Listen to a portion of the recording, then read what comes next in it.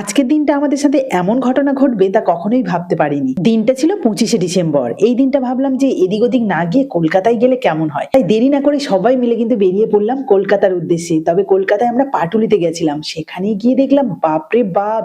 এ কি?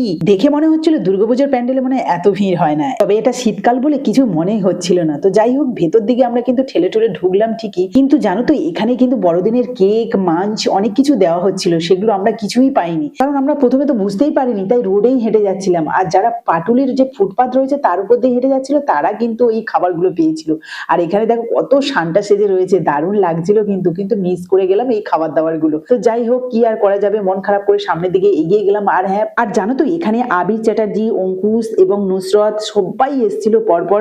এমনকি প্রসেনজিৎ চ্যাটার্জিও এসেছিল, কিন্তু আমাদের দুর্ভাগ্য যে আমরা দেখতেই পাইনি, কারণ ওখানে দাঁড়াতেই দিচ্ছিল না। তাই সবকিছুতে ব্যর্থ হয়ে আমরা কিন্তু সামনে একটু ঝালমুড়ির দোকান ছিল, সেখান থেকে ঝালমুড়ি খেলাম।